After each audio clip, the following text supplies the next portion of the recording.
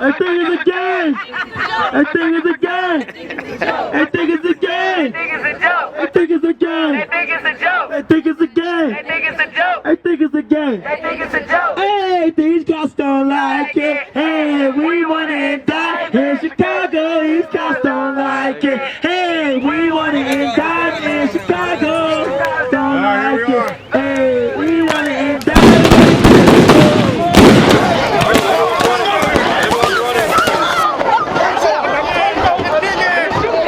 I'm trying to get my gas mask on if you don't mind.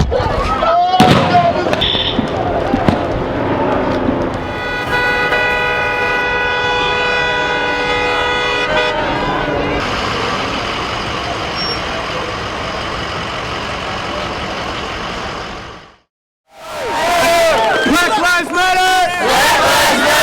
Black Lives Matter! Black Lives Matter! Y'all, I got some news for y'all. And I'm sure some of y'all may have the same news as me.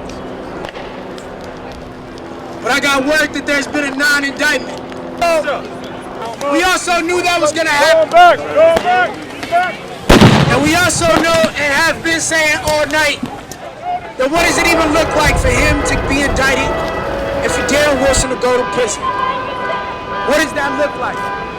Is that justice for black folks? Why you gonna bring that up? Is that justice for the 12-year-old boy who just got killed? No. If Darren Wilson is behind bars? If Zimmerman would have went behind bars? And so we have a whole system to organize against. Thank you. We got Thank you for a pointing system that out, to bro. organize All right, against, thank you. not a man and not one police officer. Golly. If y'all can join me in a 4.5-minute moment of silence for Mike Brown. I'm Joe Benjamin. For all the lives that have been lost. And the reason we do 4.5 minutes is because they left his body in the street for 4.5 hours after they killed him. And then they put his body in an SUV. Not even an ambulance, but a police SUV.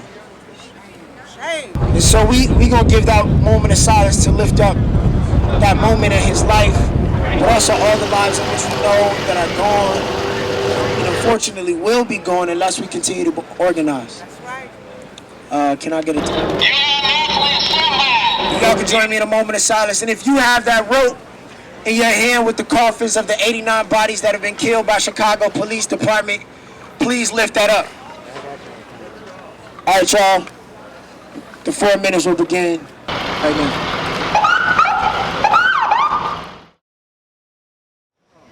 It is a political demand. We don't say Black Lives Matter just for shits and giggles.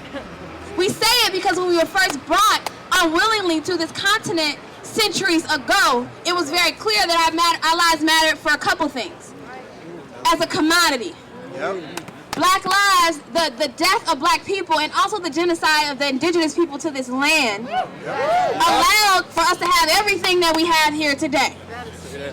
The rape of black women and black men and black children allowed us to have the things that we have today. And so as we stand here today and we lift up the name of Marissa Alexander, who had to make a choice for her freedom and the freedom of her children and her children's lives up against the state, we also call out the names of other people who have been lost. We call out Rakia Boyd's name.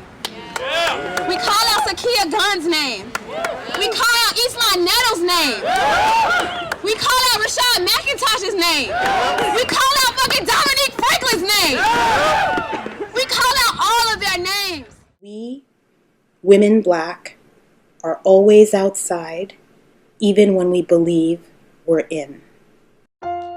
It's been 1 year since our sister Marissa Alexander was released from a jail cell and into a 2-year sentence of home confinement. She's now served a year of that sentence.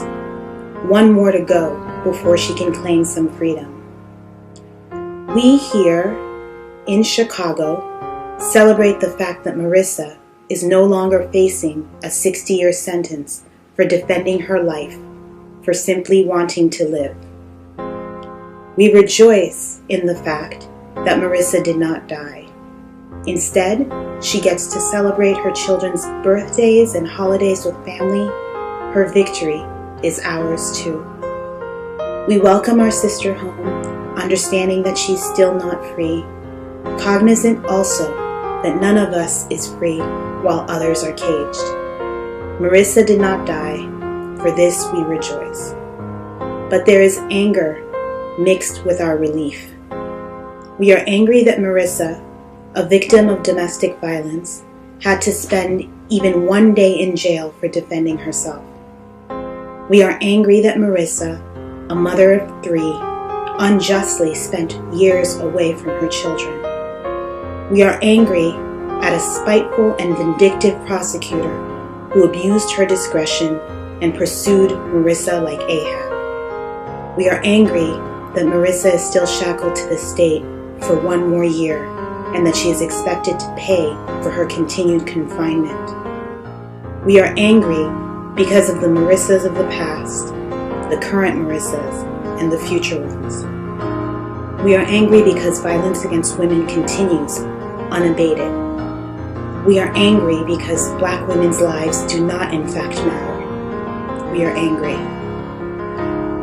The assaults against Black women are unrelenting.